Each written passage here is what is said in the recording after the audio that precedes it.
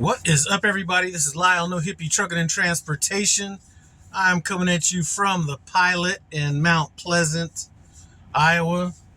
I'm about 1.5 miles away from my delivery tomorrow morning at 0500, and it is 15:30 right now, so got plenty of that time to relax. But what I wanted to talk about in this video is just 5 things that truck drivers do that irritate the shit out of me. Now, this list could obviously be longer than this. These were just the ones that really came to the forefront of my mind. And the last 2 I'm going to talk about, those are really ones that kind of kill me. So anyway, let's get on with it. Now, this is something that kind of happened to me last night, but it's making spots at truck stops. Now, I can understand if you come in late at night and you need to get a spot, and there's a spot that's not blocking anybody in or anything like that. I don't have a problem with that. It's when you start blocking people in. And this happened to me at a service plaza last night, one of those on I-80 in Ohio. I cannot stand rest areas, and I'm going to include travel plazas with that, because it seems like nobody knows how far they need to pull up, and then there's people blocking people in. It took me a good 10 minutes to get out of there yesterday, and not because I was blocked in, because I saw what was going to happen. I pulled all the way forward, but there was a driver that was leaving out before me, couldn't get out because he couldn't make the left-hand turn. Why? Because somebody was blocking the space he needed to make that turn. I cannot stand when people make spots at truck stops and block other people in. Another thing that really pisses me off is when there's plenty of spaces around at a truck stop and somebody goes and makes their own spot, like when there's available spots. So that's number 1. All right. Number 2, 30-minute breaks at the fuel island. Now, I understand that you need to take a 30-minute break and all that kind of stuff. Usually, if you incorporate that with some fuel, between you getting the pump set up and ready to go and everything, boom, that's going to take probably 15 minutes to get your fuel. You pull up, maybe spend another 15 minutes, and you're out. Or, you know what, you could even play the role a little bit. Slow the pump down a little bit, do something like that. But them 30-minute breaks and fuel islands when you aren't doing anything. Now, if I'm going to take a 30-minute break and I'm not going to get any fuel or anything like that, I'm going to hit some small off-brand truck stop or something like that where there's not a lot of traffic. But I'm certainly not stopping at a Pilot, Flying J, Love's, Petro. Maybe a Petro if it's a big enough Petro and I know about it. But that will irritate the shit out of me. And I'm talking about midday, at night, do whatever you got to do, but definitely don't take up a parking spot at night if you're taking a 30-minute break. But that irritates the shit out of me. As a matter of fact, that happened to me today at the TA in Morris, Illinois. So 30-minute breaks in the fuel island when you aren't getting any fuel or doing anything like that irritates the shit out of me. All right, number 3. This happened to me. Actually, this happened to me yesterday, but just talking too much. Like, you get these truck drivers, and I understand, listen, this is a lonely profession. Sometimes if you don't have a good network of friends, sometimes you need that personal touch. But people that go in and talk to the cashier when there's a lot, like, talk all you want if there's nobody behind you, but all them people that go in and make all this small talk with cashiers when, there's people behind you.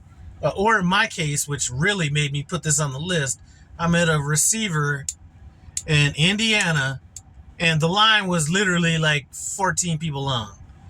And this guy gets up there and he's all talking about his load and all this stuff. And just like, me and this other dude are just sitting here looking at each other like, this guy needs to shut the fuck up. But it happened to me the other day when I had to go to the Blue Beacon and Get rid of a bunch of stuff. You know, the guy's in there talking to the cashier about shit that she really could care less about, holding up everything there. Anyway, just people talking too much. And you know what? I learned this lesson early, because before I got into trucking, my boy that's been driving since 94, he's like, you do not want to start no conversations with anybody out here. And I was like, you know what? I'm not going to listen to that, man. I don't mind shooting the shit with somebody. I saw somebody with a nice truck. I might have even mentioned this in the video. Like one of my first few loads out. Nice Peterbilt. That's all I had to say. Nice Peterbilt. And I had to pry myself out of that conversation. So definitely talking too much out here. Let me scratch that one off the list. All right, these last two really get me. And I'm going to start with the one that irritates me the least, but still irritates me a lot. Is truck drivers kissing their own ass. You go on Facebook and you got motherfuckers saying, I can't go home, I'm a truck driver, or we keep America moving, and all this kind of shit that truck drivers say when it kind of has to do with those kind of things. Listen, heroes don't call themselves heroes. Let other people say that shit. It's not your job to tell everybody how hard your job is and how much of a sacrifice you're making out here on the road. You chose a profession, you stick with it. We understand other truck drivers, you don't need to kiss your own ass. Can't stand that shit. Mark that off the list. This one right here is the one that really gets me. Is no accountability. Now this could go with, let's just call it this. We'll call this the blame game. When you start blaming the lease contract that you signed, you start complaining about brokers, you start complaining about the company you work for, or your dispatcher as to why things aren't working out for you. That right there, that is the number one thing that pisses me off about some truck drivers out here, is they are not willing to take accountability for the situations that they get themselves in. Sure, there's bad leases out there. Sure, there's bad companies, bad dispatchers, and all that kind of stuff. But if that's the case, you gotta go. And if it's the same thing happening over and over again, then again, sometimes you must look inward.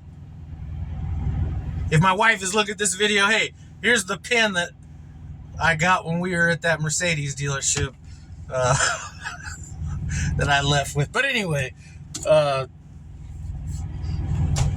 yeah, truck drivers taking no accountability for anything. You know what I'm saying? And this, I've mentioned this a number of times in videos. There is no way I could go home to my wife or have a phone conversation with my wife and be complaining about why I'm not doing some shit. You know what I'm saying? Without, I can't do it. So anyway, that right there is the number one thing right there, is no accountability when it comes to the situation that you get yourself in. Anyway, that's it. Just a little quick video. Came to mind about 2 weeks ago. Really, the one that triggered this was the talking too much when I was at that receiver in Indiana about 3 weeks, maybe no, about 2 weeks ago.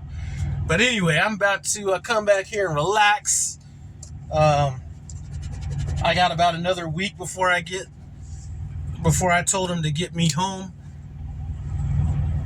And I'm not sure how much running I can do with where I'm at right now. It wouldn't surprise me if my next load is going to Denver. Maybe I get there a little bit early or something like that. But told him to get me home on the 9th. And I just said, you know what? I didn't give him no comeback time or anything like that. I said, you know what? I'm going to take so much time off. You're going to need to schedule me some TNT training when I come back out, because that's how long I'm going to be out. Anyway, I do appreciate you guys stopping by No Hippie Trucking and Transportation. Comment, subscribe, and I'm out.